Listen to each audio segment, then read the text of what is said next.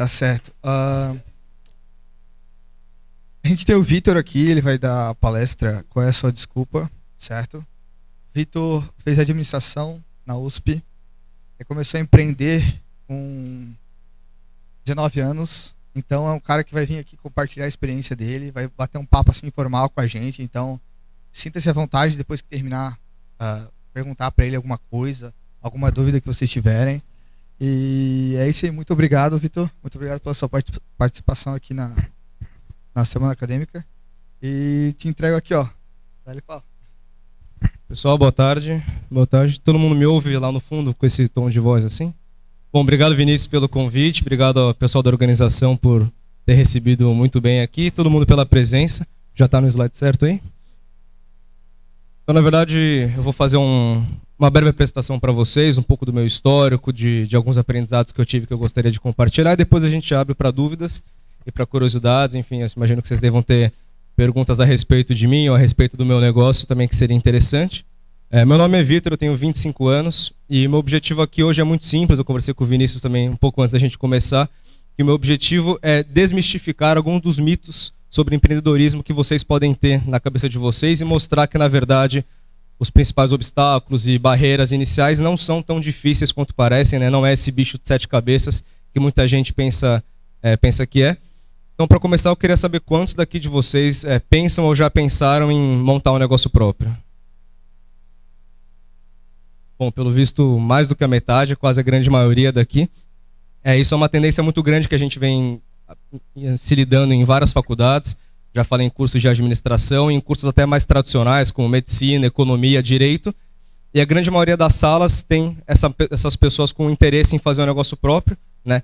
Quando eu me formei, quando eu entrei na faculdade, na verdade em 2010, a gente fazia essa pergunta e a resposta era completamente diferente, né? A grande maioria das pessoas não tinha o menor interesse em abrir um negócio próprio, todo mundo queria seguir alguma carreira em alguma multinacional grande, e hoje os valores se inverteram bastante, né? Pelo visto, hoje em dia parece muito mais interessante trabalhar por conta própria do que trabalhar para alguém, né? Então, isso é uma coisa que toda a nossa geração vem vivendo bastante. Mas de todos vocês que levantaram a mão para a primeira pergunta, eu queria saber quantos realmente tiraram a ideia do papel e começaram um negócio próprio. A gente tem uma mão levantada no fundo. Seu nome? Qual o seu negócio? Consultoria e treinamento. E você fez por conta própria e está seguindo carreira dessa maneira? Certo? Entendi. Mas já começou e pretende continuar em breve? Você viu que você, infelizmente, aqui nessa sala é uma grande exceção, né? Você viu que de todas as pessoas que levantaram a mão que têm interesse, por algum motivo qualquer que seja, ninguém conseguiu dar o primeiro passo e começar a tirar a ideia do papel. E é justamente esse o monstro que a gente tenta enfrentar hoje, é o que eu tento ir em faculdades, eu fui em várias faculdades e colégios, para justamente tentar mostrar para vocês que não é tão difícil assim, e quem sabe alguns de vocês hoje saiam daqui com alguma vontade ou algum ímpeto um pouco maior para dar esse primeiro passo, né? Então, para começar, não sei se todo mundo enxerga direitinho aqui, eu levantei para vocês, primeiramente, os principais mitos que eu vejo. Eu tenho conversado com muitas pessoas nesses anos, e em bate-papos informais, em palestras, eu queria entender por que as pessoas, então, não conseguem dar esse primeiro passo. E eu consegui resumir nos 5 principais que eu acho, na minha visão, que são esses impeditores para as pessoas. O primeiro deles, muita gente fala da questão da idade, né? Tem gente que tem essa visão um pouco distorcida de que empreendedor ou é um jovem prodígio, né, ou é um executivo muito experiente, né? Então, ou você é aquele chinês que vendeu a empresa para o Google por 1 bilhão aos 11 anos, ou você é um grande executivo no país, tomando as decisões mais estruturais, e a gente esquece que 99% da população está nesse meio termo, que somos todos nós aqui. Eu, vocês, professores, todo mundo está nesse meio termo, né? A gente não é tão experiente, não é tão prodígio assim, só que a gente tem que se lembrar que é desse meio termo que saem a grande maioria dos negócios do mundo. Então a idade, ela não pode ser um fator impeditório para isso. O segundo mito é a questão do tempo, é um dos que eu mais ouço, independente da fase da vida que a pessoa esteja, independente se a pessoa já faz estágio, se a pessoa, enfim, seja qual o momento da vida da pessoa, ela fala que ela não tem tempo, né? Que ela estuda, que ela trabalha, que ela faz cursos, enfim, que ela faz esporte e que ela simplesmente não tem um tempo adicional para se dedicar ao projeto. O terceiro mito é a questão da ideia. Tem gente que acha que para montar um negócio você tem que ter uma ideia brilhante, né? O novo Facebook, o novo Instagram, o novo Uber. A cada 2 ou 3 anos vem uma nova geração de pessoas que acham que tem que ter a maior ideia do mundo para começar, né? E a gente tem que se lembrar que essas empresas também são só a pontinha do iceberg do mundo de pequenas e médias empresas, né? Então, a ideia ela nem é tão importante assim, eu vou explicar por quê. O quarto mito é a questão do dinheiro. Muita desculpa de muita gente é que a pessoa não vem de uma família rica, não tem um sócio investidor, enfim, não tem capital inicial para começar. E o último mito é a questão do risco. Eu ouvi isso hoje já pela manhã, quando eu conversei aqui com o próprio Vinícius, né? Eu ainda não fiz porque eu tenho medo, porque eu tenho algo que me impede de fazer, porque eu acho que é uma carreira muito arriscada e uma carreira que não me traria segurança profissional. Então isso também é um mito, na verdade, eu vou explicar por quê. Então, só pelo balançar da cabeça de vocês, eu acho que vocês concordam com essas premissas que eu tracei aqui. Resumidamente, esses são os principais problemas que a gente hoje, através de algumas histórias próprias minhas e histórias de pessoas que eu tenho conhecido, a gente vai tentar mostrar por que isso aqui, na verdade, é uma grande bobagem e por que vocês não devem se preocupar tanto com esses obstáculos aqui. Até aqui tudo bem? Bom, vou apresentar então brevemente minha trajetória. Que nem eu falei, eu tenho 25 anos, nasci em 1992. De 93 a 95 eu não faço ideia do que aconteceu, mas em 96 eu entrei para um colégio católico lá no Morumbi, em São Paulo. Me formei no ensino fundamental e ensino médio no Colégio Santo Américo, um colégio lá de São Paulo. Em 2010 eu entrei para a faculdade, prestei o curso de administração na USP, que nem o Vinícius introduziu, e me formei no ano de 2014. E aí, na verdade, as decisões mais importantes que eu tomei na minha vida foram justamente nesse período, né, nesses poucos anos, e foram essas decisões que me trouxeram aqui, foram essas decisões que traçaram a carreira que eu tenho hoje. Então vamos tentar se aprofundar um pouquinho mais durante esses anos. Então em 2010, eu me dediquei exclusivamente à faculdade. Nos primeiros anos, eu não sei como funciona aqui, mas na USP a gente não pode nem trabalhar nos primeiros anos, a gente tem que se dedicar integralmente à faculdade. E só no terceiro ano, em 2012, que a gente é liberado para estagiar. Eu estagiei na época na empresa que eu mais admirava e ainda admiro até hoje, a GE, acho que muitas de vocês aqui conhecem, principalmente pelo curso que vocês fazem. Então, eu consegui um estágio na área de vendas e produtos naquela empresa, gostava muito do que eu fazia, e até aquele momento eu era um jovem como qualquer outro, né?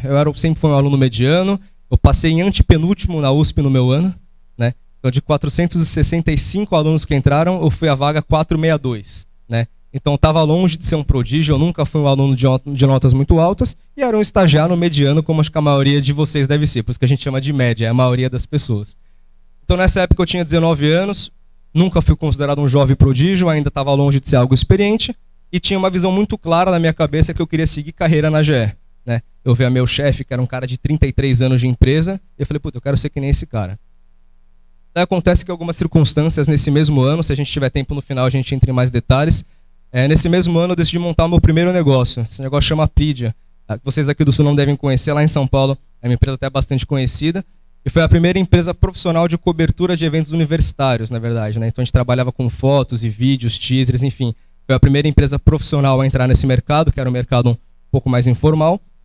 E foi como um hobby, uma grande brincadeira que eu comecei com um vizinho meu.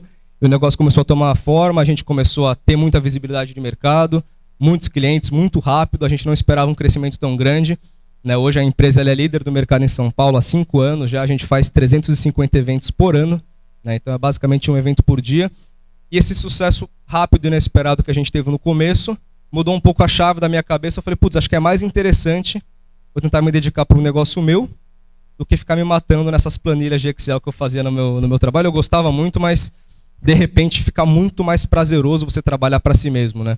E eu resolvi então, entre aspas, arriscar um pouco. No ano seguinte eu pedi demissão da GE e montei minha segunda empresa, que seria uma produtora de eventos, né? Então eu já trabalhava pelo menos há 1 ano no mercado de eventos e eu decidi fazer o que a gente chama de verticalização de cadeia, né? Então trabalhar no mesmo segmento, numa outra área. Então eu decidi não só mais produzir as fotos e vídeos daqueles eventos, mas produzir o evento inteiro, né? Comida, bebida, locação, decoração, venda de ingresso. Então eu me juntei com um sócio, montei uma equipe bacana e a gente virou rapidamente também uma das produtoras de mais destaque lá em São Paulo. A gente faz mais ou menos 50 eventos por ano, produções próprias, né? Então toda semana tem um evento que a gente faz lá em São Paulo, variando aí de 1.500 a 15.000 pessoas. Então a gente faz eventos bem grandes. O Carnaval, que é um evento que fica um pouco mais famoso ao longo do Brasil, a gente que produz lá. Então a gente começou a ter mais corpo no negócio, mais pessoas, a gente começou a se dedicar mais. E aí eu segui num caminho que acabou sempre vingando para um negócio próprio. Eu nunca mais pensei em voltar atrás. Eu mantenho contato com o pessoal da GE até hoje, mas a minha carreira acabou indo para esse outro lado. Em 2014, a gente montou uma pequena agência de publicidade chamada Flashbang Media House. A gente começou a perceber que existiam muitas marcas e patrocinadores, que nem tem os patrocinadores aqui do evento de vocês, que trabalhavam nos eventos que a gente prestava serviço. Então a gente montou uma pequena agência de publicidade que trabalha na criação de campanhas para essas marcas, né? Então hoje a Flashbang ela atua em vários eventos, festivais, a cobertura oficial do Lollapalooza, aqui em São Paulo, a gente que faz todos os anos. E a gente trabalha com campanhas nacionais e globais de algumas marcas também, né? Então o nosso maior cliente é a Chandon, que é o espumante, né, que vocês devem conhecer. Toda a campanha nacional de Chandon sai da nossa agência, um grupinho de 8 pessoas ali numa casa na Vila Mariana e que fazem um trabalho muito bacana também. No ano seguinte, de 2015, eu terminei minha faculdade, então já estava livre de algumas tarefas que a gente tem acadêmicas, entreguei meu TCC, é uma fase um pouco conturbada na vida de todo mundo, mas me formando eu consegui ter um tempo extra para me dedicar aos negócios.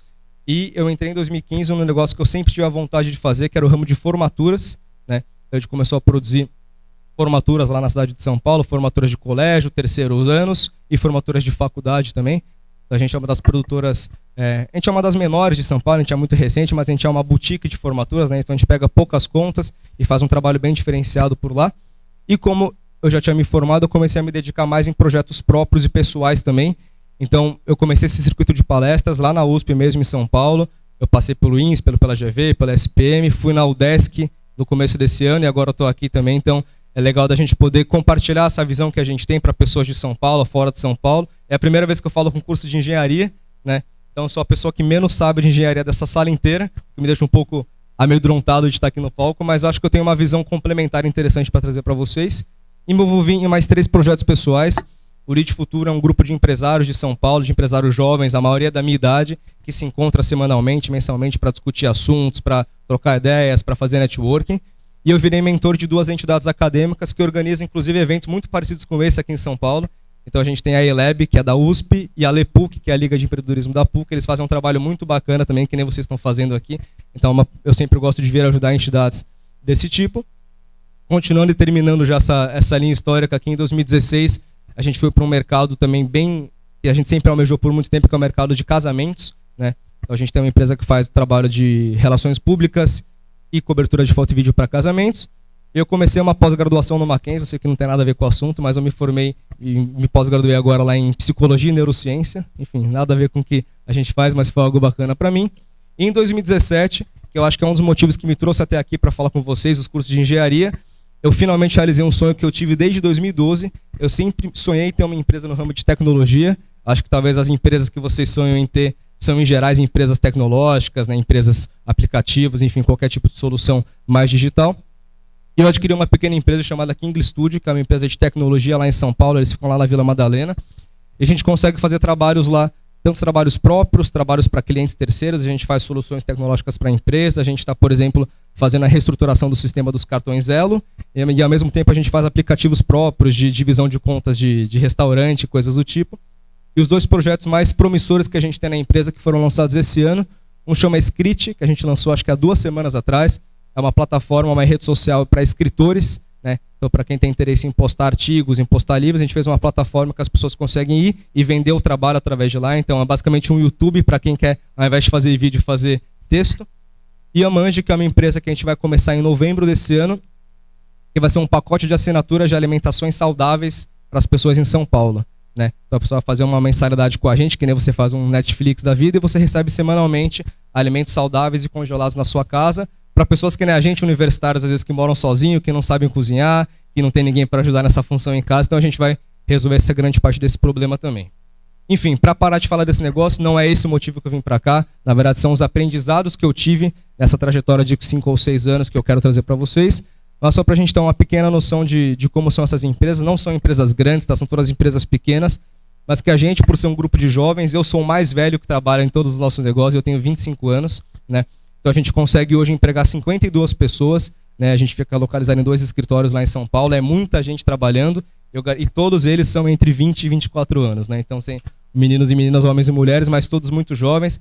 A gente atende hoje mais de 180 clientes e já fez mais de 2.500 eventos e projetos. Então, são empresas pequenas, a gente nunca apareceu em nenhuma matéria, em nenhuma pequenas empresas e grandes negócios, mas para um grupo de moleques em São Paulo, isso aqui está excelente e a gente tem muito orgulho de fazer o que a gente está fazendo.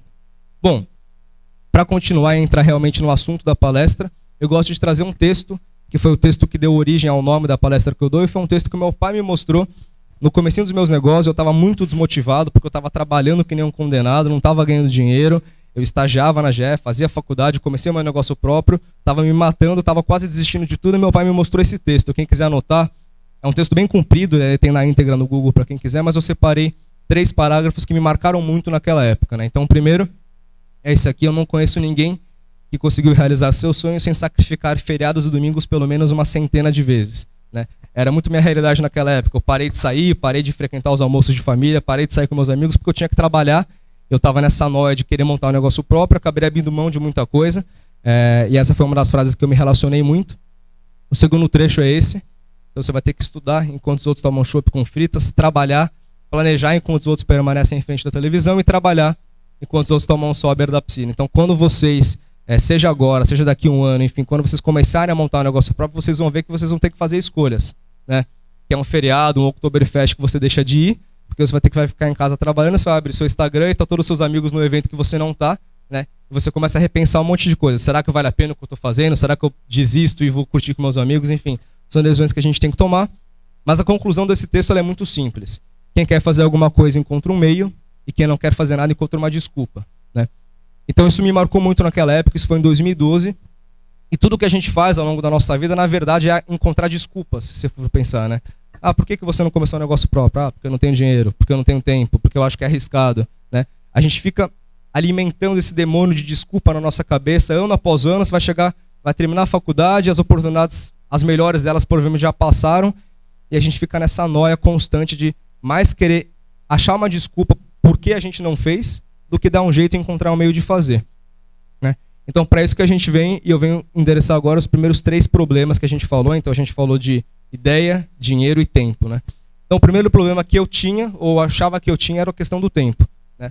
Eu fazia faculdade, minha faculdade era o período noturno, e eu estagiava no período da manhã, né? Então, eu chegava às 9, saía às 5, às 6 eu entrava na faculdade, saía às 11, chegava em casa meia-noite, né? Então, se eu fosse parar para pensar, realmente eu não tinha tempo, né, para fazer um negócio à parte. Se alguns de vocês aqui estagiam, vocês passam pelo mesmo drama todas as semanas, né? Daí eu comecei a pensar de uma maneira um pouco diferente. Bom, eu peguei o dia que eu tinha 24 horas e resolvi dividir em pequenos blocos, né? Então, eu tinha o bloco da faculdade, que me tomava aí mais ou menos 6 horas por dia. Tinha o bloco do trabalho, que era uma carga de 8 horas. O bloco da minha vida, né? Enfim, dormir, comer, fazer as atividades básicas que a gente tem. E eu tirava mais ou menos umas 2 horas por dia para lazer, né? Fazer algum esporte, ver um filme, sair com os amigos, enfim. Essa, para uma pessoa que faz faculdade, estagia ou trabalha, ajuda os pais em qualquer negócio, é mais ou menos a vida que a gente tem. E aí, se você for olhar para um projeto próprio, realmente não tem nenhum tempo adicional, né? Você olha para o seu dia e fala: eu não tenho tempo para fazer nada mais. Então eu falei: bom, se eu quiser arranjar tempo para o projeto, eu preciso tirar alguma hora dessa vida aqui e colocar nele. Então a primeira hora que eu tirei, ela foi fácil, foi a hora de lazer, né? Então 1 hora menos de lazer por dia. Então, ao invés de fazer um esporte todos os dias ou de ver um filme todos os dias, eu faria um dia sim, um dia não, ou faria alguma coisa um pouco mais rápida. Do estudo, eu estou numa faculdade, não vou recomendar para vocês tirarem 1 hora do estudo para fazer um projeto próprio. E do trabalho, muito menos, né? Como é que eu ia chegar para o meu chefe e falar: ó, chefe, eu posso chegar todo dia 1 horinha atrasado? Eu estou com um projeto próprio muito bacana. Então, eu não conseguia tirar dessas 2 etapas, então eu decidi tirar da minha vida. O que é tirar da minha vida? 1 hora menos de sono por dia, né? Comer, almoçar, jantar mais rápido para você ganhar 15, 20 minutinhos e você conseguir juntar um tempo no final do dia. Enfim, isso aqui realmente funcionou. E todo dia eu conseguia religiosamente dedicar 2 horas para o meu projeto, né? Aí você fala: Vitor, 2 horas ainda é muito pouco, né? A gente vai ficar mais ou menos 1 hora e pouquinho nessa sala. 2 horas não é tanto tempo, né? Como é que eu vou montar uma empresa, né? Às vezes vocês têm missões audaciosas, alguma empresa de tecnologia, algum aplicativo diferente. Como é que em só 2 horas eu vou conseguir gerar esse projeto? Bom, é aí que você pensa que você tem 2 horas todos os dias da semana, né? Não é uma vez só. Então você tem na segunda, na terça, na quarta, na quinta e na sexta. E se aquelas 2 horas do dia são as horas que eu pintei ali de amarelo, né? Eu chamo elas de horas douradas do dia. Você tem as mesmas horas douradas aos finais de semana, né? Então, para quem tem o interesse, para quem acha um projeto que você realmente quer dedicar sua vida para isso, trabalhar os finais de semana não é também uma coisa tão amedrontadora assim. Então eu trabalhava mais ou menos aqui 5 horas de sábado e domingo, né? Se você junta isso aqui, você tem 20 horas por semana, né? Então uma pessoa que nem eu, provavelmente que nem muitos de vocês, que olham para sua rotina e falam: não tenho tempo, né? você descobre que sem mudar muita coisa, você consegue ter 20 horas a mais na semana para dedicar. E aí 20 horas já é coisa pra caramba, né? 20 horas eu fiz as contas, você consegue ver todos os filmes da saga Harry Potter, né? Do primeiro até o sétimo, parte 2. Então se você tem toda semana tempo de ver a saga Harry Potter inteira, né? Como é que você vai falar para mim que você não tem tempo para fazer um negócio próprio?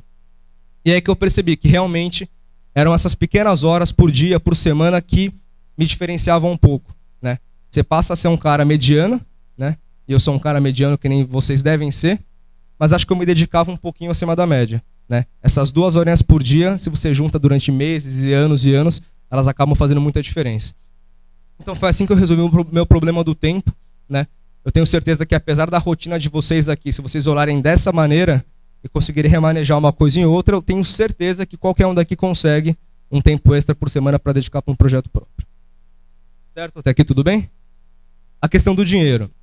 Bom, eu venho de uma família de classe média lá em São Paulo. A gente nunca passou por dificuldade, felizmente, mas a gente também nunca teve um dinheiro muito excedente para investir. Eu nem tinha coragem de pedir para meus pais dinheiro para isso. Nunca conheci nenhum sócio investidor, nenhum investidor anjo, que eles chamam, então não tinha dinheiro para o meu projeto próprio. Daí que eu percebi que aquele clichê que a gente ouve desde que a gente é pequeno, na verdade ele é muito verdade, né? Que tempo é igual a dinheiro, né? Então eu queria começar um negócio e eu não tinha dinheiro para nada, né? Então você começa a compensar o que você não tem em capital, em trabalho, em esforço. Eu não tinha dinheiro, mas eu tinha 20 horas por semana. Eu tinha 2 sócios e a gente juntos tinha 60 horas por semana, né? Então a gente queria fazer alguma pesquisa de mercado que custaria 15 mil reais. A gente não tinha 15 mil reais, a gente pegava nossas horas de trabalho e fazia a pesquisa nós mesmos, né? A gente tinha que produzir camiseta para a nossa equipe. A gente não conseguia ninguém que conseguisse fazer um preço barato. Então a gente ia até o Brás, pessoalmente, encontrava um bordador e fazia as camisetas na mão, né? Então, praticamente tudo que você precisa para um negócio inicial, né? O ramo de tecnologia é um pouco diferente, mas a gente fala dele mais para frente. Tudo você consegue compensar literalmente com o tempo trabalhado. É mais difícil, é mais cansativo, só que é a única maneira que você tem, né? Então tudo que você precisa é uma mesa, um computador, um telefone, o resto você dá um jeito, né? A gente no comecinho da nossa empresa, a gente queria fazer um catálogo de bares e baladas para a gente ter uma base de dados no site para as pessoas que entrassem lá para ver as fotos também tivessem informações desses lugares, né? E a gente não achou isso pronto em nenhum lugar. Então o que eu fiz? Eu peguei, listei todos os telefones e passava o dia inteiro ligando para os lugares, que nem operadora de telemarketing mesmo. E ligava, falava que era uma pesquisa de faculdade, isso é uma ótima desculpa, inclusive tudo vocês falam que é TCC, que eles sempre respondem, né? Fazendo uma pesquisa para o TCC, qual o preço do seu chopp, quantas horas, tem Wi-Fi, tem acesso para deficiente, enfim, a gente fazia tudo literalmente na mão, né? E aí a gente percebeu que com dedicação, criatividade, muito comprometimento, o dinheiro ele é a coisa menos importante, né? Na época, quando éramos no primeiro negócio em 3 sócios, os 3 eram estagiários, cada um pegava metade do salário de estagiário. Na minha época, a minha metade era 500 reais, né? Então, com mais 500 reais o outro, 500 reais o outro, a gente tinha uma fortuna de 1.500 reais por mês para investir. Então, a gente decidia no primeiro mês, fazer cartão de visita, camiseta e alguma coisa, outra coisa. Segundo mês, investir em algum equipamento, enfim, a gente ia traçando metas de pouquinho em pouquinho e o dinheiro realmente nunca fez falta. Eu nunca, na minha vida, precisei pegar R$1 emprestado, seja de banco, seja dos meus pais, eu nunca tive um sócio investidor. Todos os negócios eles foram feitos literalmente na mão, o que é mais difícil, mas é muito mais prazeroso quando você vê dando certo. Tiveram alguns negócios que não deram certo, mas os que deram, a gente consegue olhar para trás e falar, puta, eu construí isso aqui com a minha própria mão, né? As cadeiras do nosso escritório, cada pessoa comprou e montou a própria cadeira, porque a gente não tinha dinheiro para montar um escritório, né? Então a gente conversou com a nossa equipe e falou, a gente consegue fazer um investimento de X reais, mas os outros X reais da cadeira, cada um tem que complementar, né? E para montar, é mais R$80 por cadeira. Então vamos cada um montar a seu? Então a gente fazia uma gincana ali, cada um montava a sua própria cadeira, enfim, essas pequenas coisinhas você acaba colocando ao seu favor, né? Você não tem dinheiro, mas a pessoa sente que é um negócio que ela construiu com as próprias mãos e isso acaba sendo muito bacana. E o terceiro maior problema é que é a questão da ideia, né? Eu ouvi isso minha vida inteira, né? O pai de um sócio meu ele sempre falava. Ele falava que a ideia não é nada sem execução, né? Você já deve ter ouvido em algum momento da vida de vocês. Eu que pensei no Facebook antes do Facebook, né? Eu pensei no Uber antes do Uber. Eu pensei no Instagram antes do Instagram existir. O que adiantou, né, você ter pensado em algo brilhante e você não ter feito nada a respeito, né? Tem um amigo meu que ele falava toda vez, ele é um gêniozinho da computação, da informática, e toda vez que saiu um aplicativo que estourava, ele falava, não, mas eu já tinha pensado isso ano passado, né? Eu falei, tá bom, mas você tá aí, você não fez nenhum dos seus projetos, e você só fica criticando o projeto que aparece porque você pensou nele antes dele existir, né? Então a gente se deparou com uma ideia, que eu apresentei, que é a ideia da ideia versus a execução, né? Então é um gráfico bem bobo aqui, desculpa engenheiros pelo gráfico tosco que eu vou fazer, mas basicamente é o seguinte, a gente tem na coluna da esquerda o valor da ideia, né? E o valor dela pode variar de 1 cifrão a 3 cifrões, enfim. É um valor limitado que você consegue variar. Agora, o que realmente vai diferenciar o projeto de vocês, seja um projeto pessoal, seja um projeto empresarial, é a execução que você tem em relação a esse projeto. Eu vou dar alguns exemplos para facilitar. Então, em 1934, uma empresa dinamarquesa foi fundada, chamada Lego, né? Todo mundo conhece a empresa Lego aqui, né? Uma das maiores empresas do mundo, né? 3 anos atrás foi considerada a empresa de não tecnologia mais valiosa do planeta, né? Mas para pensar um segundinho, o que é Lego, né? São 2 pedaços de plástico que você junta eles assim, né? Não é uma ideia genial em nenhum momento, não é um produto inovador, né? É um brinquedinho como qualquer outro, que se ele não fosse muito bem aproveitado, ele seria um brinquedo que a gente jamais teria lembrado. Mas a execução dele foi tão boa que a marca hoje conseguiu ser uma das maiores marcas do mundo, né? Você tem parque de diversão da Lego, loja da Lego, videogame da Lego.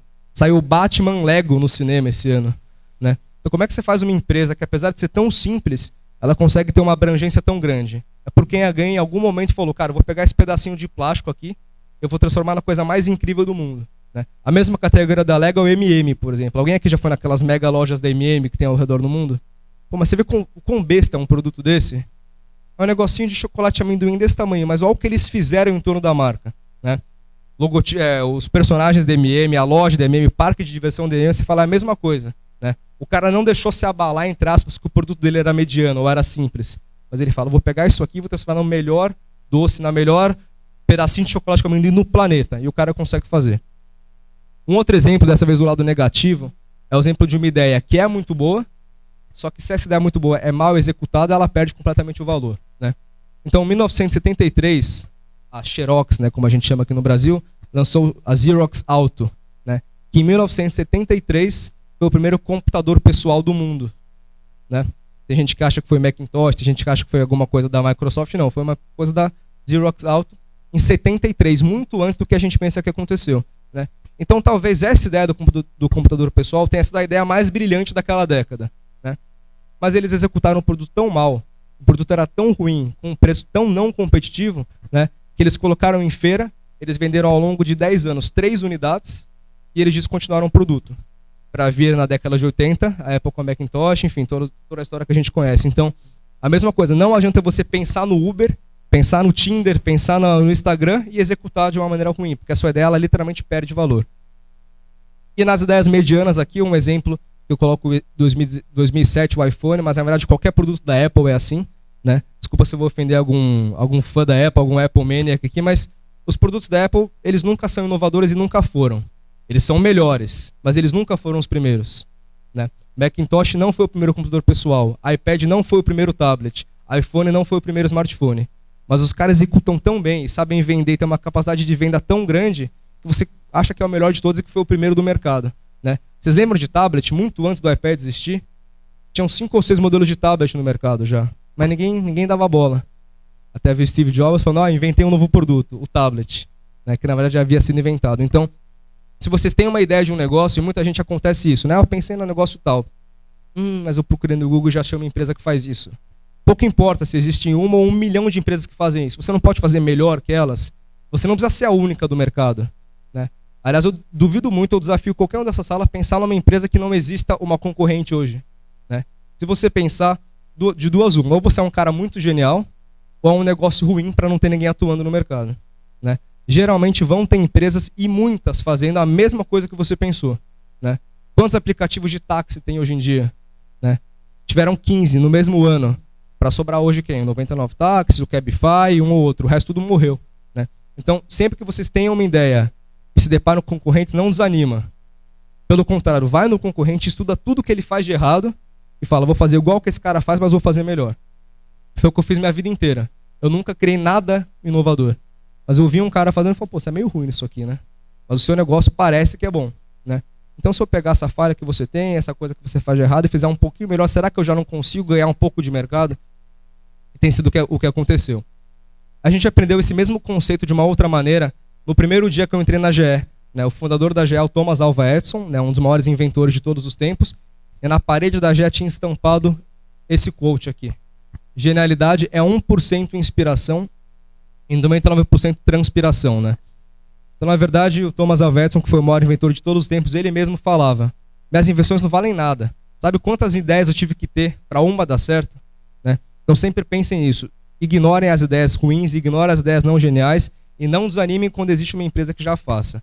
Se você trabalhar mais, se dedicar mais e fizer melhor, eu tenho certeza que a sua empresa vai dar mais certo do que as dezenas de concorrentes que já existem no mercado. E agora, para finalizar essa última parte, depois a gente abrir para uma conversa um pouco mais informal, eu queria dar algumas dicas que eu aprendi da maneira difícil, né? Então a gente aprende essas coisas vivenciando, ninguém ensina a dar de bandeja, mas acho que com os erros que eu cometi, eu consigo pelo menos aprender alguma coisa e garantir que vocês não cometam os mesmos erros. E a primeira coisa de empresa é sociedade, né? A gente está falando aqui, Vinícius, de empresa familiar, quando deve ser difícil trabalhar com isso, e sociedade é uma coisa difícil pra caramba, né?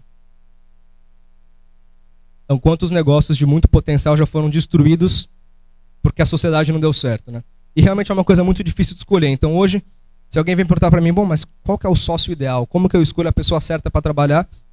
Eu tento colocar esse conceito para vocês. Então, eu montei aqui o que a gente chama de pirâmide da sociedade. Parece algo bem didático, né? Mas é para realmente vocês não esquecerem. Então, a base da pirâmide parece muito clichê, muito bom, mas é verdade, né? É um mínimo de admiração e amizade que você tem que ter com a pessoa, né? Sabe como vocês têm que fazer trabalho de grupo na faculdade? E tem aquela pessoa que, por melhor que ela seja, ela é chata e você não consegue trabalhar com ela? Empresa é exatamente a mesma coisa, né?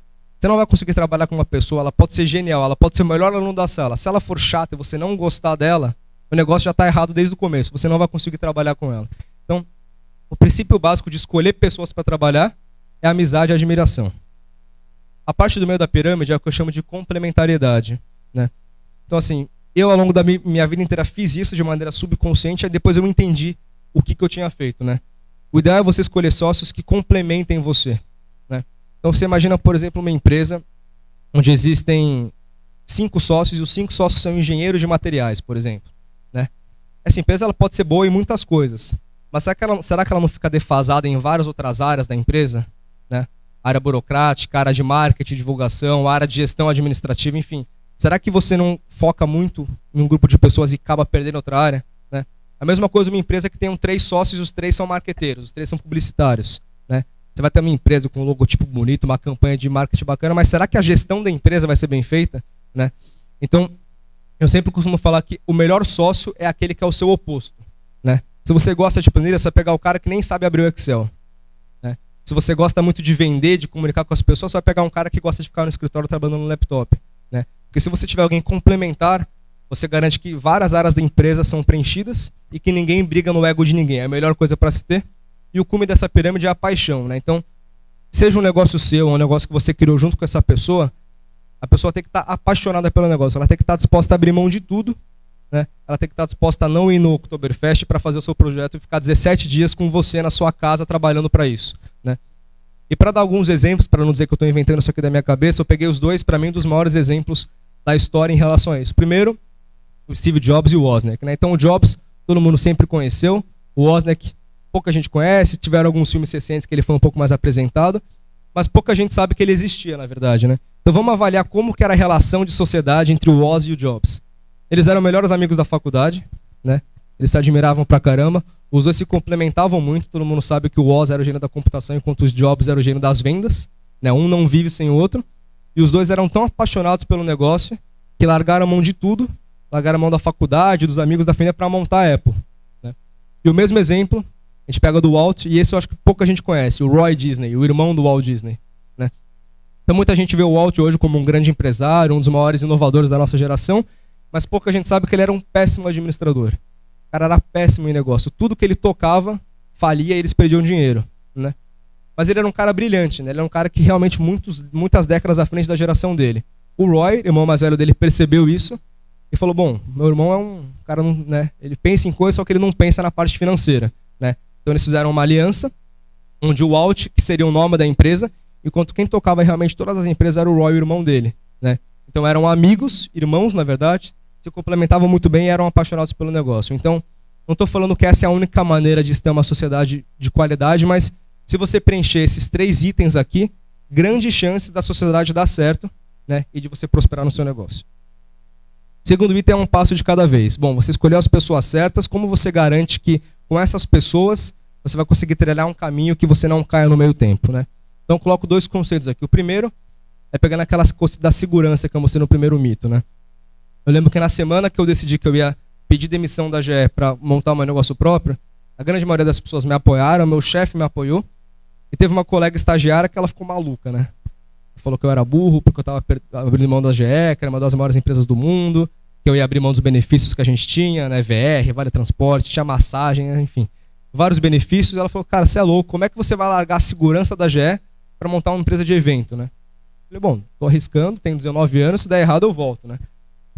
E acontece que, assim, 3 meses depois, não vou dizer que é karma, mas, assim, 3 meses depois a minha empresa começou a dar certo e ela foi demitida, né?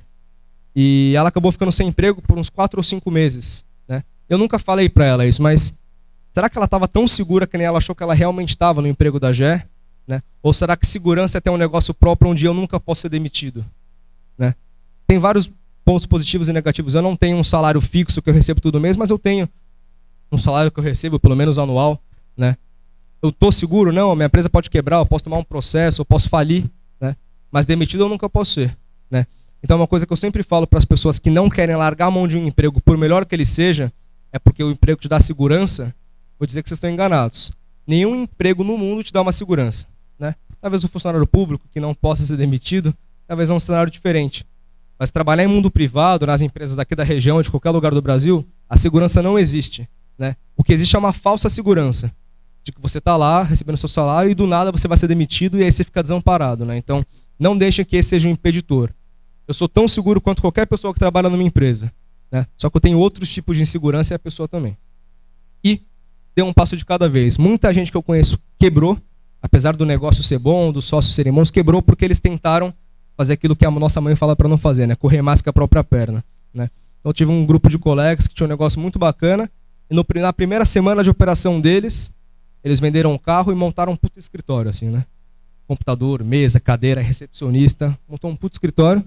A empresa nem tinha receita ainda, né? Passou 3 meses, faltou dinheiro, acabou o fluxo de caixa, eles faliram, né? Ficaram sem carro, sem empresa e voltaram a trabalhar com os pais. Então, eles foram muito apressados, eles estavam tão vislumbrando esse sonho de ter uma empresa, de ter um escritório, que eles esqueceram que, cara, é um passinho de cada vez, né? Então eu falo que primeiro você tem que ter a motivação para trabalhar. Talvez a gente consiga isso aqui hoje, talvez um de vocês aqui saia motivado com o interesse de abrir um negócio próprio, mas seja qual o caminho que te motivou, esse é o primeiro passo.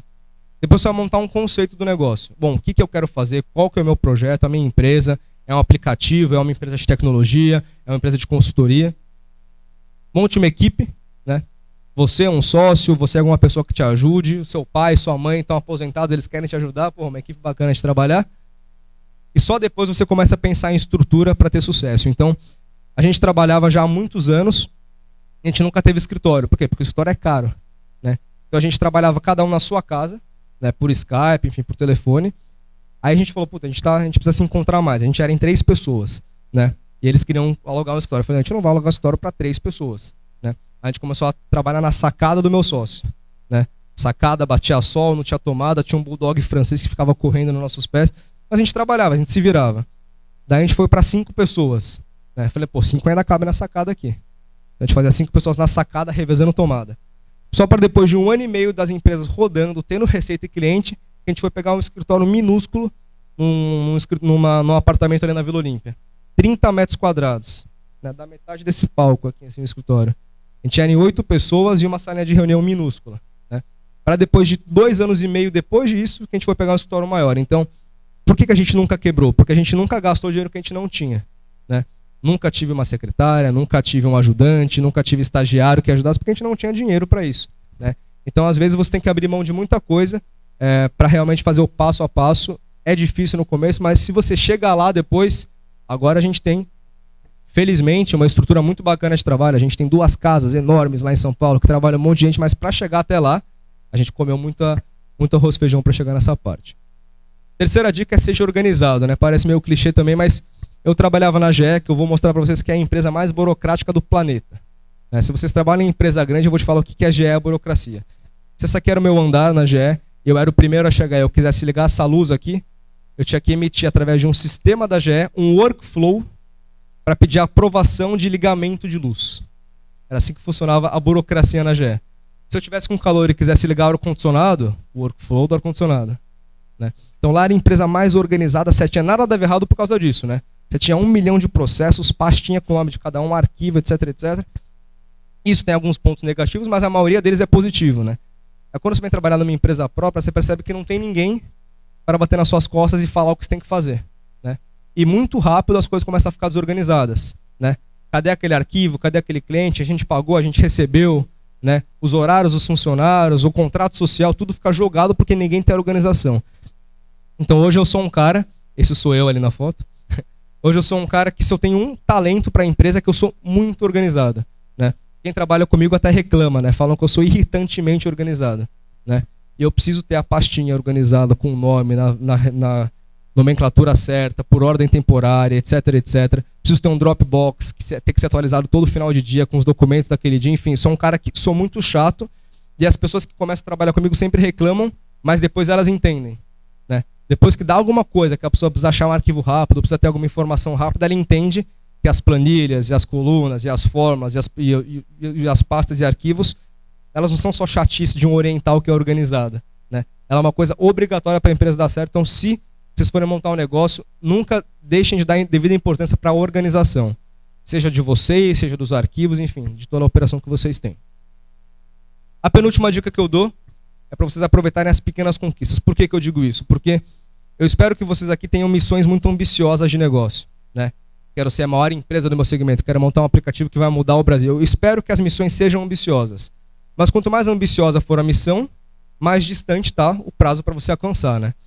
E se você só for comemorar a vitória quando você alcançar o objetivo final, grandes chances de você ficar triste e desistir no meio do caminho. Né? Então uma coisa que a gente aprendeu é de aproveitar cada pequena conquista, porque é isso que a gente tem que ter para se motivar todo dia, toda semana, para chegar no objetivo final. Então, o que eu comemorava naquela época, em 2012, e comemoro até hoje? Lembro o primeiro logotipo que a gente fez. A gente botou num site tipo de concorrência criativa de logotipo, que a gente pagou, se eu não me engano, R$ 89,90 para ter um logotipo. Né? E aí a gente pegou várias ideias de vários designers, aí a gente chegou no logotipo final e eu lembro que eu ficava maravilhado com aquilo. Né? Eu ficava olhando para o arquivo, eu afastava, eu imprimia, eu ficava olhando, porque puta, era um logotipo e eu ficava realmente muito vislumbrado com aquilo. O primeiro cartão de visita que eu fiz foi um negócio muito marcante, eu mandei numa gráfica perto de casa e chegou numa caixinha de papelão assim, eu ficava olhando dias pro cartãozinho, né? O meu nome, a minha empresa, o meu telefone, o meu e-mail, né? E putz, você fala, putz, é uma coisa bem bacana. O primeiro site que a gente criou era um blogzinho daqueles horríveis que tinha, só que era um site, putz, era a minha empresa existindo online para alguém, para o mundo, eu podia compartilhar o site com alguém, enfim. Todas essas pequenas coisinhas são importantes. A primeira reunião que eu marquei com o primeiro cliente, o primeiro contrato que eu assinei com o cliente, foi em setembro de 2012, R$350. Primeiro contrato que eu assinei. Eu lembro que eu voltei para casa, que nem o Charlie, quando ele volta com o Golden Ticket da... Eu lembro que eu voltei com o contrato correndo para casa e ficava olhando para o contrato, pô, R$350, tô rico. E, porra, e a gente comemora, todo o contrato hoje a gente tem um sininho no nosso escritório, que por menor que seja o cliente, se você fechou um cliente, você tem que comemorar. E tem que divulgar para as pessoas, e a pessoa tem que ser parabenizada por isso. Né? Se você começa a achar que fechar cliente é uma obrigação, o negócio acaba ficando muito chato. Né? Então a gente sempre comemora toda a conta que a gente ganha até hoje. E aí, algumas coisas que geralmente as pessoas não comemoram, mas eu comemorei muito, por exemplo. Eu lembro que eu comemorei quando o meu primeiro CNPJ ficou ativo. Né? Eu lembro que eu olhava para aquele número, 16-933-286-1000-06. Né? Eu falei, caralho, eu estou muito profissional nesse negócio. Né? Eu tenho um CNPJ, né? Eu tenho uma razão social, um CNPJ, tenho um contrato social, minha empresa está ficando muito séria. Eu comemorei a primeira vez que eu paguei imposto. Né? Por que você comemora pagar imposto? A gente acha que é uma coisa ruim, realmente é uma coisa que não é tão legal. Mas o que é a primeira vez pagando imposto? Vamos fazer uma linha de raciocínio aqui. Pagar imposto quer dizer que eu tive uma ideia de negócio, juntei com uma equipe, montei meu produto, montei minha empresa, meu logotipo, montei meu site, consegui uma reunião com o cliente, assinei um contrato, executei o serviço, fui pago e emiti a nota para o serviço que eu prestei. Né? Então, na verdade, o imposto, naquele primeiro momento, é algo muito simbólico. Né? Puta, minha empresa está andando, eu fiz meu primeiro job com o cliente. Né? E isso é uma coisa muito, muito gratificante. Depois, as outras vezes, é uma bosta pagar imposto. Mas a primeira vez é o fechamento de um ciclo. Você fala, cara, eu estou há 6 meses trabalhando e agora a empresa engrenou realmente. É uma coisa muito bacana de se fazer. E comemoro também, claro, a primeira vez que a gente teve lucro na empresa. Né? Então, a empresa de forma planejada, ela vai rodar no vermelhinho por um tempo, né? Normal.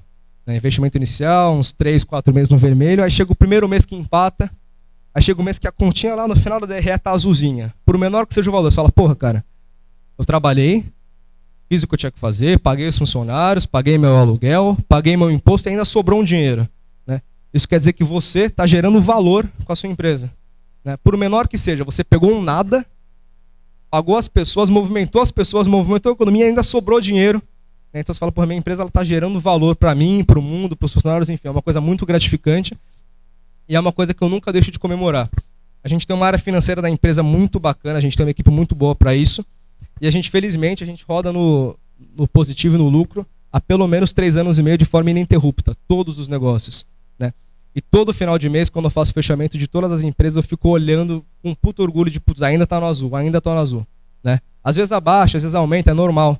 Mas o fato de você estar conseguindo gerar valor mês após mês é uma coisa que tem que ser comemorada. O lucro, ele não é uma obrigação da empresa, ela é uma conquista da empresa. Né? Então não monte o negócio e fique bravo porque o lucro abaixou em relação ao mês passado. Claro, tome uma atitude em relação a isso, veja o que você pode melhorar, mas comemora que ainda está no positivo a sua empresa. Né? A gente vê hoje grandes empresas no negativo, grandes empresas fechando as portas, e você, um molequinho na sua casa, no seu laptop, está conseguindo gerar uma empresa com lucro. Então realmente é algo muito significante. E por fim, a última dica é de tudo que eu falei até agora. Se vocês forem ter um interesse em fazer, em montar um negócio próprio, enfim, fazer um projeto pessoal, que vocês façam por vocês e para mais ninguém. Tá? Não faz para impressionar a menina que você gosta, não faz para você se achar em relação aos alunos da sua sala, não faz para jogar na cara do seu pai porque ele falou que você não conseguiria. Né? Não faz por dinheiro, não faz para você aparecer na capa da revista Pequenas Empresas e Grandes Negócios. Né? Porque se você fizer por esses outros motivos, muito provavelmente você vai virar um desses caras aqui. Né? Isso é uma coisa, eu trabalho no mercado de eventos, isso aqui é verdade, né? Não é só... Essas pessoas existem. Vou falar que existem mais dessas do que das outras pessoas. São as pessoas que fazem por um motivo errado. Que faz para comprar uma Lamborghini e postar no Facebook que comprou uma Lamborghini. Né? O que adianta você ter esse bem material, você ter um carro? O que adianta é o que você construiu. Então, nada de errado com querer comprar um carro caro com dinheiro que você trabalhou e suou e ganhou. Né? Mas que não seja esse o objetivo. Que seja, cara, acho que eu sou bom, acho que eu consigo fazer um negócio, acho que eu vou me dedicar para fazer acontecer. Para olhar daqui 10 anos e deixar um legado de uma empresa que eu montei. Né? Então, faça por motivos certos. Até porque a realidade não é essa. A realidade é muito diferente. Né? Quando a gente montou o escritório pela primeira vez, né, eu lembro que tem gente quando monta o escritório fica postando snap do escritório, olha meu escritório que bonito, mas cara, isso aí é 1% do que realmente acontece. Nosso primeiro escritório a gente não tinha dinheiro para pagar uma diarista. Né? Eu sou muito incomodado com um escritório sujo para trabalhar. Então o que eu fazia? Eu chegava todo dia, 1 hora antes de todo mundo, e limpava o escritório. Né? E acho que ninguém nunca soube disso. Né? Eles achavam que o escritório era magicamente limpo. Né? Mas a grande verdade de dono de empresa é que você vai varrer, vai carregar a caixa. Putz, quantas engadadas de escola eu carreguei no meu braço, eu perdi a conta já. Mas isso é legal, é uma parte positiva. Limpar, ajudar. As pessoas começam a dar valor para isso, começam a limpar e ajudar também. Né? Então, abrir uma empresa própria não é fácil, é muito trabalho. Por vários momentos você vai pensar em desistir.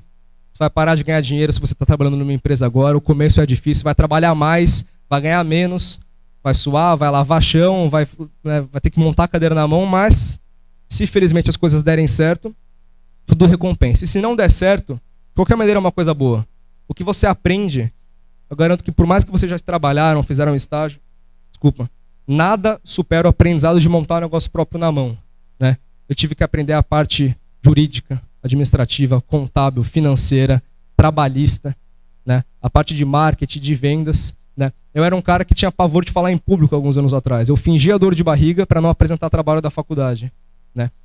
E falava, eu faço PowerPoint, você apresenta, porque eu não consigo subir no palco. Aí eu comecei a trabalhar e eu tive que fazer reuniões com clientes. Eu tive que fazer reunião com 5, com 10 clientes. Aí eu tive que fazer uma reunião com uma sala de pessoas. Então isso aqui eu aprendi. Eu sei que eu ainda falo meio rápido, eu tenho muita coisa para melhorar aqui na fala, mas eu consigo estar aqui hoje simplesmente pelo que eu aprendi, sendo forçado a trabalhar pela minha empresa. Então isso é um ganho que eu garanto para vocês que é inigualável em qualquer outro estágio que vocês venham a ter. Então, na verdade, eu queria falar para vocês que é um caminho que não é tão difícil quanto parece. Eu sou mediano, eu devo ser muito menos inteligente do que a maioria dos engenheiros que estão aqui nessa sala, mas eu sou um pouquinho acima da média em dedicação, em organização, e isso já basta, já é o suficiente. Então, se vocês saírem daqui hoje com algum pensamento, se vocês ficaram com aquela ideia que estava no fundo da cabeça de vocês, aquele projeto que eu queria ter feito, etc. Se o que eu falei aqui hoje, nessa última hora quase, não sei quanto tempo passou, serviu de motivação para vocês, eu quero que vocês olhem para trás, olhem para frente e pensem, bom, e agora? Qual que é a minha desculpa para fazer o negócio acontecer? Obrigado. Luiz, juntar as pessoas certas, mas eu não sou necessariamente a melhor pessoa para gerir os negócios. Então, em todo negócio que eu tenho, existe pelo menos 1 ou 2 sócios operantes, né? Sócios que estão lá todo dia fazendo que a operação aconteça, né? Então, hoje, quando eu abro um negócio, ele nunca é em detrimento de outro. Eu nunca estou abrindo um porque eu não estou satisfeito com esse. Eu estou abrindo um porque tem pessoas melhores que eu tocando esse negócio, e se eu abrir esse outro negócio e depois de um tempo colocar alguém para tocar, ela vai tocar melhor que eu também, e a gente consegue fazer isso várias e várias vezes, né? Então, não é abrir mão de uma coisa nem outra. As empresas vão bem, elas não necessitam de mim todos os dias, por isso que eu estou aqui hoje. Se eu fosse uma pessoa mais operante, eu não poderia sair de São Paulo 9 horas que não sair e só voltar no final da noite. Mas a gente tem pessoas muito mais competentes que fazem a operação diária. E quando a gente fala de evento, a gente começou a literalmente fazer por necessidade de verticalizar a cadeia, né?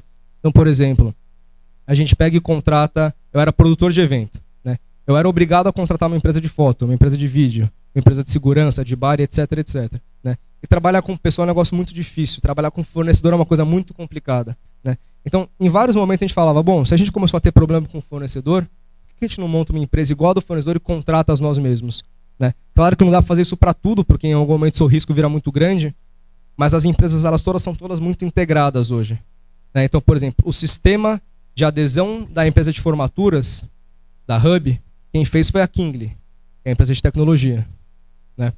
O evento de 1 ano de aniversário da Kingly, quem fez a cobertura de foto e vídeo foi a Flashbang, né? Então a gente consegue juntar todo mundo no mesmo barco, por isso que o escritório é todo mundo junto, né? A gente tem 2 escritórios, mas a maioria das pessoas são juntas. Então as empresas conseguem agregar valor uma na outra, sem que nenhuma saia prejudicada. A gente tem o controle da operação muito mais, e elas conseguem crescer por si própria, né? Senão eu seria, no caso, limitante de cada empresa, né? E eu não sou, felizmente. Então mais ou menos é isso. Respondeu? Legal. Você? Nome, idade? Certo. Pode passar o microfone? Não? Fala um pouquinho mais alto, então. Sim. Certo.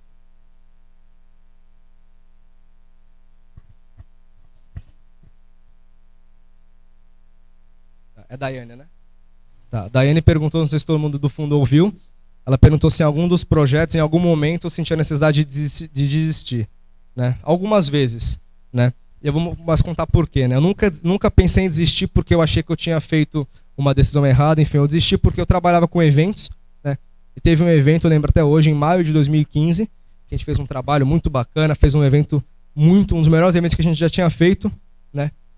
E naquela noite eu perdi R$80 mil, de sexta para sábado. Aí eu acordei sábado, a gente foi fazer o fechamento do evento, R$80 mil para trás, né? E aí você fica meio desesperado, né? Porque, pô, se eu perdesse R$80 mil na GE, sinceramente, não ia mudar nada para ninguém. Talvez eu perdesse meu emprego, mas esse é o pior que poderia acontecer, né? Mas foi o único momento em todos esses anos que eu sentei, né? Eu faço toda a operação financeira das empresas, eu sentei na minha mesa, e sabe quando você acha que tem alguém atrás para você pedir ajuda e você olha e não tem ninguém? Você fala, pô, fudeu, né? Tenho R$80 mil para pagar, não tenho dinheiro, não tenho crédito, não tenho na minha conta pessoal R$80 mil, eu preciso dar um jeito. Então foi muito desesperador, né? Mas assim, se eu desistisse, o que ia adiantar? Eu ia fechar a empresa, ia ficar endividado, não ia resolver nada para ninguém, né? Então, a única coisa que eu pedi foi que ninguém entrasse na minha sala por uma semana, até eu conseguir resolver, e a gente deu um jeito, ele renegociou, e pegou dinheiro do banco, e renegociou com o fornecedor, e se comprometeu com o job no futuro, etc, etc, e no final, tudo deu certo, né? Mas foi o único momento que eu pensei em desistir, né? Porque eu falei, pô, e se acontece isso semana que vem de novo? E se acontece no final do ano de novo? De onde vai sair esse dinheiro? Mas só que assim, a gente está propício a acontecer, a gente consegue ter lucro, consegue ter prejuízo às vezes, né? Mas eu nunca pensei em desistir por fator motivacional por si só, né? É difícil pra caramba, eu montei escritório, aí você vê as pessoas, putz, escritório sujo, as pessoas, tem muita gente que não dá valor pro escritório que você monta, tem muitas pequenas coisinhas que te fazem desistir, mas o ganho sempre é maior, né? O único momento foi essa parte financeira, por isso que eu falo que um bom projeto precisa ter algum gestor financeiro muito bom para impedir que isso aconteça, né? Se você for pensar, a empresa fecha por falta de dinheiro. Né? Você não vê ninguém falar, por que você fechou a empresa? Ah, porque eu não estava afim. Não, eu fechei porque não tem dinheiro, porque a empresa quebrou. Então foi o único pequeno momento. De resto foi, infelizmente, uma trajetória bem difícil, mas feliz. Assim. Respondeu? Quem mais? Você no meio? Nome e idade, por favor.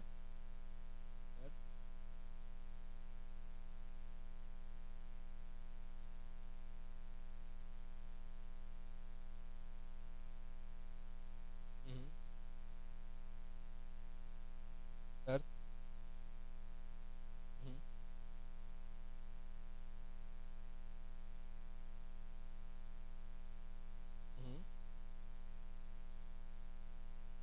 Certo?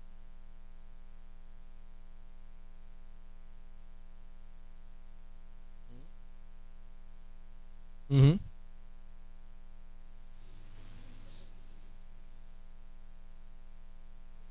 Uhum.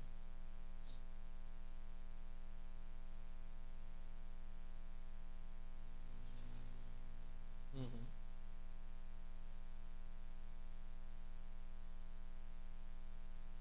Por si só, assim.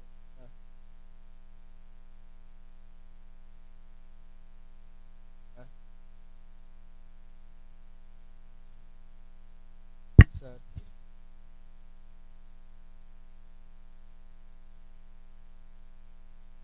Uhum.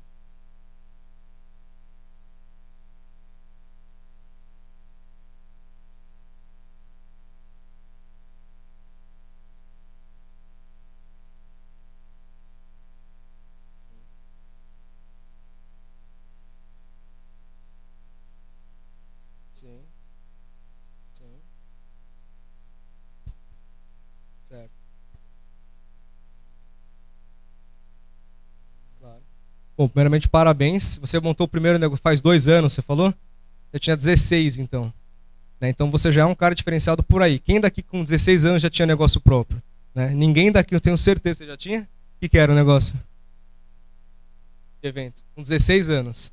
Né? Eu com 19, achei que eu comecei cedo, você vê como tem pessoas muito mais jovens que a gente. Né? Não sei se você sabe, mas 99% das empresas que abrem no Brasil hoje fecham em 4 anos. Né? Então você não é um cara que deu errado porque você errou em algum momento. Você está nessa estatística de 99% das empresas, o que é algo normal. Né? Então não é porque você não é competente ou porque o negócio não é ruim, porque o negócio não é bom. Né? Uma coisa que eu sempre tento falar são 2 coisas que são conjuntas que podem te ajudar. Né? Primeiro, é que um dos grandes erros das pessoas quando montam uma empresa é achar que porque ela deu certo da primeira vez, ela vai necessariamente dar certo nas próximas. Né? Então, se você vendeu bem 1 mês, 2 meses, 3 meses, né, nada garante que você vai vender bem nos próximos meses. Você começa quase do zero todo mês. Né? E esse é o pensamento que pouca gente, na verdade, tem. Né? Tem muita gente que trabalha com empresa, com aplicativo, com evento também, e só porque fez um ou outro evento bom num mês, acha que a empresa vai durar anos porque ela já teve sucesso antes. E é muito pelo contrário. Né? Então, se você teve lucro num evento, né, quem disse que você vai ter lucro no próximo? Você tem que dedicar mais ou no mínimo igual para ter o mesmo sucesso. Né? Então, se você lança um negócio para qualquer projeto que seja, se você tem um aplicativo que você lançou na Apple Store hoje, teve 1000 downloads no primeiro dia, nada te garante que você vai ter mais 1000 downloads no segundo dia. Né? Então, nunca fique com esse salto alto de achando que o negócio já deu certo e você não precisa se dedicar muito mais. E a segunda dica que eu dou na parte financeira, né, por que a gente nunca quebrou? Né? Porque a gente sempre teve um balanço muito inteligente de custo fixo e custo variável. Né? E é uma coisa que as pessoas não dão a devida importância e é uma das coisas mais importantes da gestão financeira da empresa. Né? O que é o custo fixo? É o custo que você vai ter independente do que aconteça. Venda ou não venda os seus produtos, você vai ter aquele custo, que é o quê? O aluguel, né? O contador, o funcionário, que seja o caixa, não sei quem trabalhava na época. São custos que você vender 0 ou 1 milhão vão permanecer. Né? E os custos variáveis são os custos que dependem de vendas. Né? Então, por exemplo, seu custo de frete, de armazenagem, de logística, o seu imposto, tudo isso é variável. Né? Então, sempre que você for montar um negócio, mais do que se preocupar em quanto ele vai custar, se preocupe em quanto vai ser o custo fixo desse negócio. Né? Porque se seu custo fixo for baixo, você pode passar meses no aperto, mas tentando revigorar, tentando ter mais receita para em algum momento a conta ser paga. Seu custo fixo é alto, em 2, 3 meses você quebra, não tem jeito. Né? Então, por exemplo, hoje, se eu fosse falar para você, você quer continuar vendendo os itens, os artigos que você gosta, eu não pensaria em montar uma loja física. Né? Por que você não monta um site? Tem tantas plataformas prontas de e-commerce que você pode montar a um custo muito baixo. Tem plataforma de e-commerce que só te cobra se você vender, né? Então, ao invés de ele te cobrar o desenvolvimento, ele te cobra uma porcentagem da venda, né? Aí você pensa, pô, mas o cara vai me cobrar 30% da venda, eu vou perder maior dinheiro. Não. Você só vai perder dinheiro se você ganhar. Então, seu custo fixo não existe, né? Então, essa é a dica que eu sempre dou. A gente tem uma empresa, a nossa primeira empresa, né? A gente consegue ter uma operação super reduzida e eu tenho 3% de custo fixo na empresa. 3%. O resto é freelancer, né? Locação, a gente não tem equipamento comprado, a gente loca equipamento por evento, porque equipamento é uma coisa que gera manutenção, é caro para caramba. Então, tudo que eu faço é bombar meu custo variável, por maior que ele seja, né? E você acha que você está gastando mais dinheiro, mas na verdade você não está. Você está mantendo a sua empresa segura, né? E se você conseguir, mais para frente você vai ter receita, você vai ter custo de receita, enfim, essa é a história. Então tenha cuidado com essa proporção só, né? Então tudo que te gera custo fixo, esquece. Loja física, custo fixo.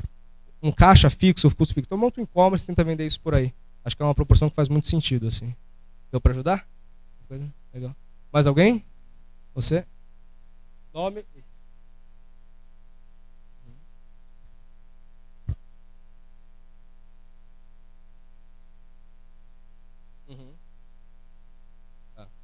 A gente tem hoje, são 52 pessoas e delas são 8 sócios, se eu não estou me enganado. E todas elas, se você for pegar fazer um cluster de pessoas, elas estão todas no mesmo cluster, né? Então são pessoas de 19 a 24 anos, são pessoas muito comunicativas, quase todas elas, com algumas exceções, né? E são pessoas que, assim, tem umas mais rápidas, outras mais inteligentes, mas isso é o que menos importa, né? O que a gente se importa muito lá são com pessoas que conseguem se dedicar o que for necessário, seja o quanto for necessário, né? Então, se a gente dá alguma tarefa para alguém lá, ou dá alguma missão para a pessoa, nenhuma das pessoas que trabalham com a gente vai falar, putz, isso aqui é difícil, putz, isso aqui eu não consigo, né? Ela vai falar, putz, irado, só que me dá uma semana mais para poder aprender isso, né? A gente tem a mentalidade lá de que não existe o não sei. Existe o não sei ainda, né? Sabe fazer isso aqui? Ainda não sei. Mas me dá uns 3 dias que eu aprendo para fazer, né? Então todas têm a mesma visão, né? Tem gente que trabalha em marketing, tem gente que é publicitário, tem gente que é administrador, enfim, tem pessoal de todos os cursos, né? Tem gente que está no cursinho que trabalha com a gente ainda, né? Mas o mindset é sempre esse. Amam a empresa, se dedicam, nunca reclamam de horário, né? Ah, tô aqui até esse horário. Não, a pessoa fica sempre mais do que ela precisa mesmo, a gente manda, pô, vai embora para casa. A pessoa fica lá o máximo que ela consegue, trabalha no final de semana porque ela quer, né? Se dedica muito e sempre, independente do que a gente passa, ela fala que ela se compromete a aprender para fazer, né? E vai pedir ajuda se não conseguir, mas ela nunca nega uma tarefa só porque ela não sabe ainda. Isso é uma coisa muito importante, né? E tudo o resto vira resto, se você for pensar. Se tiver um grupo de pessoas que trabalham todo dia e qualquer problema que vier, elas vão se ajudar e vão aprender, não tem nada que você não consiga resolver, né? Então tem coisa que a gente faz hoje que acho que é meio loucura de fazer, só que você vê a galera tão confiante para fazer, você, pô, vamos tentar deixar acontecer, né? Bem colaborativo. Entre as empresas, entre as pessoas. O menino outro dia formatou o PC dele e mandou no grupo. A gente tem um grupo do WhatsApp. Não, gente, eu preciso de um pacote Office. Na hora, umas 10 pessoas responderam com o link para download do pacote Office já. Então, assim, para essas pequenas coisinhas, todo mundo se ajuda muito. Isso é importante. Mais alguém?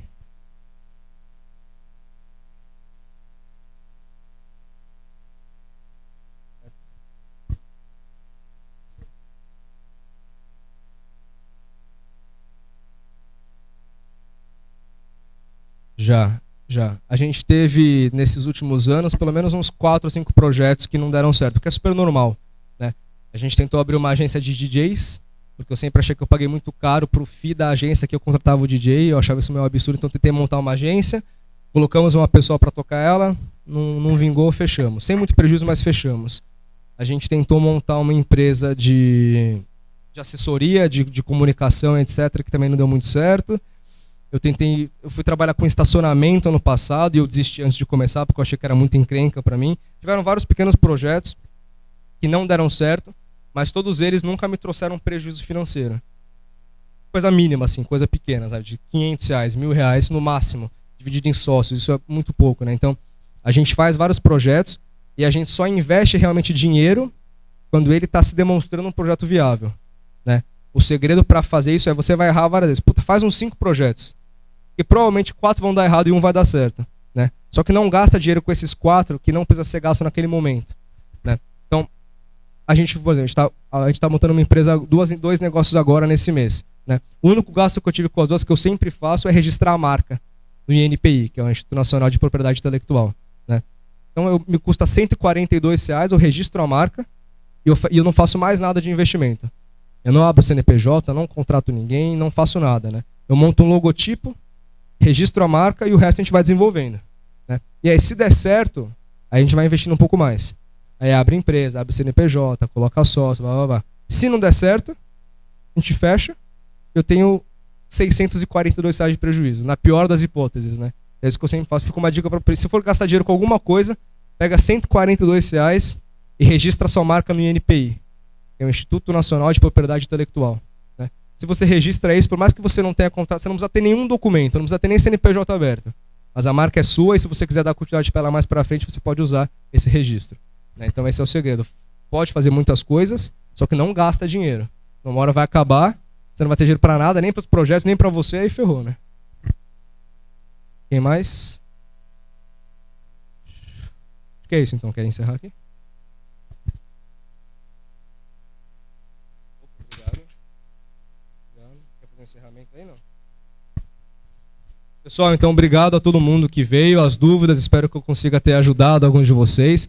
Meu e-mail está ali, eu respondo e-mail todo dia, então podem mandar, fiquem à vontade. Quem ficou envergonhado de perguntar agora, não tem problema.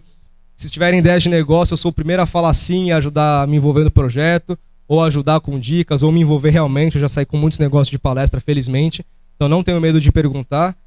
Vão atrás dos seus sonhos, busquem o que vocês querem fazer, não tenham medo dos problemas. Vocês são medianos, eu também sou, mas a gente consegue se dedicar muito e fazer algo realmente produtivo no futuro. Então, gente, obrigado e até a próxima.